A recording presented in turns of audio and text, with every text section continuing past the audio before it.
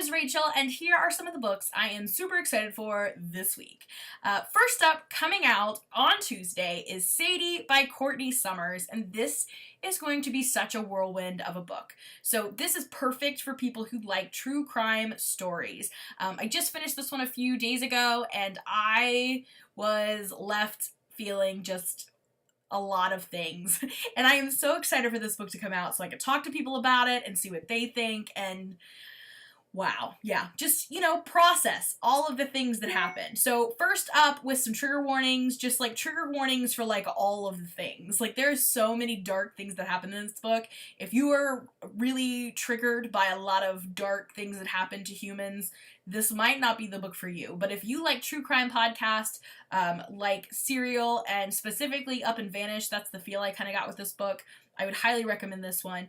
It's told in alternating chapters. One set of chapters are told through transcripts of a podcast that's searching for a girl named Sadie who's been missing. The other chapters are direct narration from Sadie herself, and it's, again, very, very dark. So Sadie is a girl who's had just so many horrible things happen to her in her life. She's been abused by people that she trusted. She has been abandoned by her mother, left to kind of fend for herself and her sister in a trailer park, where the owner of the trailer park has tried to kind of adopt them as like a stand-in grandma type, who does her best to take care of them, but in the situation I think it's just too hard. And the kind of final straw for Sadie is when her younger sister, who she loves and cares for more than anyone in the world, is murdered, and that's kind of the tipping point for Sadie, and she takes off. Then the podcast is kind of following her.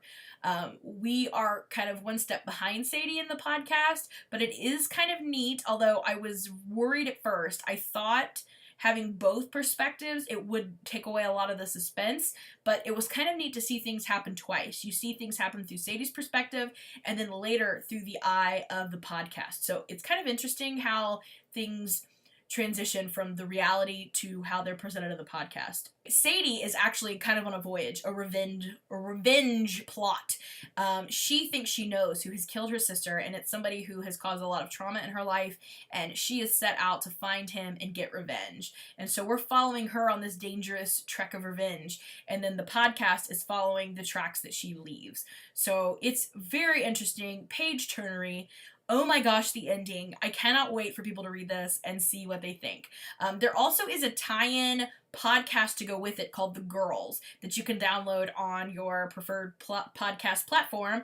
And it basically is a full cast audiobook version of the podcast chapters. So you can listen to the podcast chapters as a podcast now. Again, that's called The Girls, and the book is called Sadie by Courtney Summers, and it's out on Tuesday. I can't wait to see what you think about it.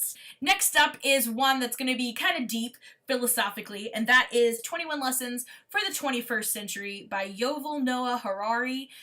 This is supposed to be told in 21 essays about living in the technology of the 21st century. So I think some of the essays hit on the idea of fake news in our culture, the idea of existing in a world with robots and computers functioning so well in our society, and different topics ranging with a lot of the developments in technology we have in our culture right now. This has caught my eye for a while. I'm very interested to see what it says. I was expecting more of a thin book, but I think it's like 400 pages, so it's going to be quite a deep dive into our world, kind of the ideas and the thought process behind things. I like these kind of books because it's almost like getting to have a debate with somebody, like in your own house, because you get to read the author's perspective on things and maybe kind of change your own. Also, you might strengthen your own opinions if they differ from the author. It just depends. But I'm excited for this one. Again, that is 21 Lessons for the 21st Century. I always want to put century first. By Yuval Noah Harari. Another one that's going to be very politically deep is going to be My Mother, Barack Obama, Donald Trump, and the Last Stand of the Angry White Man by Kevin Powell. This is another one that's going to be kind of a deep dive into some essays about our world today. This one focusing a lot more on kind of the political culture than the tech side of things.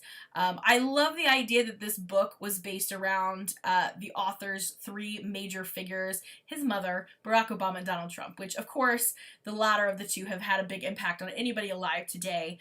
And I think it's going to talk about how, while getting a black president seemed to be a positive stepping point for, in a lot of ways, how it kind of has created a situation that is not great now, and how all of the things in our culture have come to be from various points. So I think this is going to be a great book to talk about current events with people. I think it's going to give a lot of information, a lot of different aspects to think about.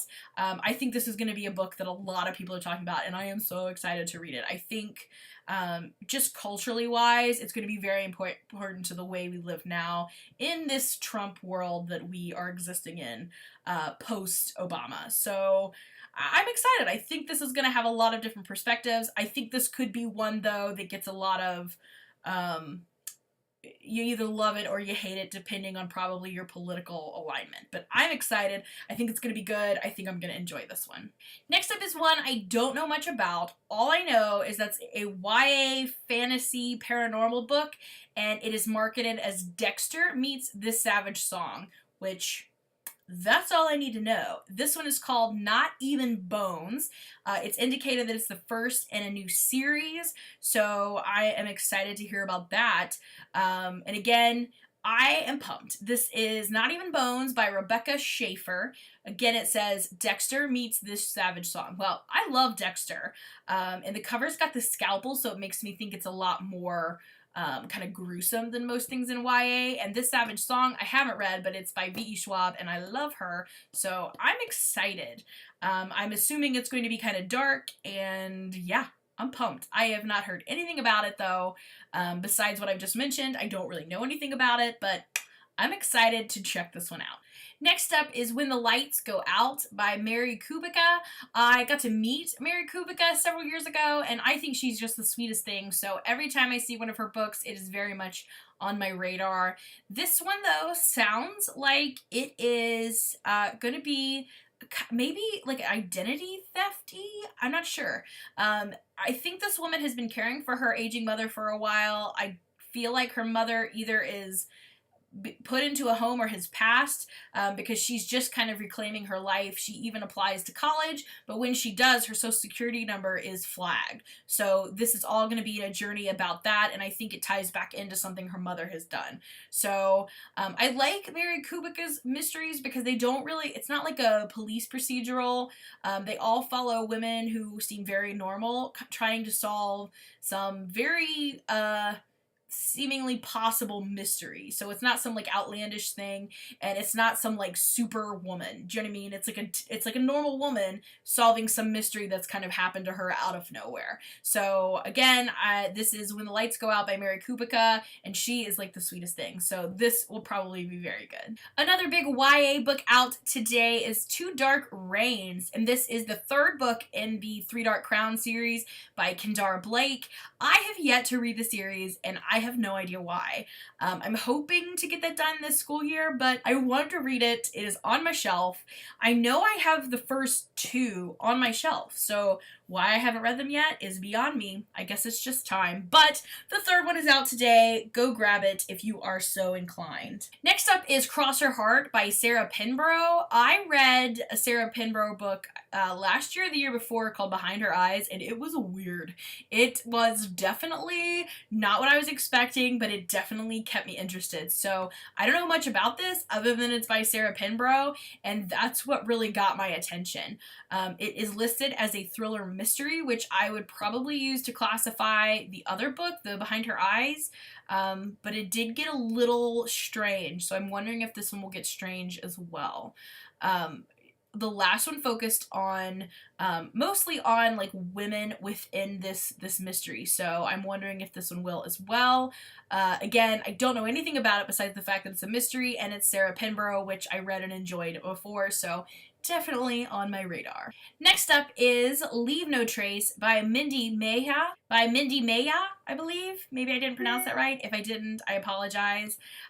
This is going to be a mystery thriller. I believe she had another one that came out a few years ago called Everything You Want Me to Be, maybe? But this one is called Leave No Trace, and it sounds fantastic. It is about a man and his son that go hiking in the woods. I think in Minnesota, maybe, and they don't come back out. They find a campsite. It looks like a bear has gotten to them, so they kind of just let it go. They assume this family is not coming back, and then like 10 years later, the boy comes out of the woods. So what? Yes, that sounds very, very interesting. Something that is definitely on my radar. And again, that's called Leave No Trace by Mindy Meja, I believe, Meja. Very interesting last name. Sounds amazing. Next up is another book that I haven't heard a ton about, but it just sounds like something I would enjoy. It's called Feminist E, The Complicated Women's Guide to Surviving the Patriarchy Without Drinking Yourself to Death by Erin Gibson. And this is supposed to be a collection of essays from a woman from kind of a feminist perspective about feminism, if you will. And it's supposed to be humorous. You can tell by the title, Feminist E, that it's going to have some humor in it, which is how I like my feminist books, to be a little humorous, not, just militant. So I'm excited for this. I think this could be interesting. I am always torn, though, with some essay collections because it seems obviously that some are going to be better than others. But I always just hope that overall the majority of them are better than they are not as good. But I'm always uneasy with essay collections like this. I don't know. It just seems like I'm afraid of disappointment with them. And this one sounds so fun. I really don't want to be disappointed. So I have high hopes, and I am super excited to give it a try. And again, it's called Feminist E, The Complicated Women's Guide to Surviving the Patriarchy Without Drinking Yourself to Death by Erin Gibson. Next up is one I'm excited to let my students at school know about, and that's the new Mary Downing Hahn book. It's called The Girl in the Locked Room, A Ghost Story. And she always produces kind of like children's, paranormal, scary books that are scary, but not like so scary that the kids can't sleep. So I have no idea what this one's about. The cover looks amazing, but I know that the kids love these. I can't even remember the name of the one, but it was like a doll hand on it. The covers are always so freaky, but the kids really like them. They like kind of the ability to read these books that are scary enough that they can enjoy it. Do you know what I mean? So I'm sure this will be out in Scholastic Book Fairs this year. Han is always featured in those, so I think this will probably be a good seller and one that we definitely add to our collection at school. Next up is one I am so excited to get my hands on. I am so pumped for this. I hope my students will love it too. It is a collection of Oregon Trail books out by Jesse Wiley and their Choose Your Own Adventure. It's kind of like doing the Oregon Trail game, but through a book with a Choose Your Own Adventure. What? And I think there's like at least like 5 of them out. So I am so excited to try these. I think these will be fun for the kids. Even if they're not fun for my students, they're going to be fun for me, which is really what's important, right? So I'm super excited. I believe the first one is called The Race to Chimney Rock. And again, these are by Jesse Wiley. Great for you if you love the Oregon Trail. I hope you're as excited as I am about these. And there you have it, my top picks that are coming out this week. And gosh, how in the world are we supposed to read all the exciting new books that come out every week? There's just so many all the time. But I'm always happy that there's a ton of new books coming out, something for everybody. Do you have one that you're excited about this week? I would love to know down below what you're pumped for. And that's all I have for you today. So thank you so much. Happy reading. I'll see you again soon with another video.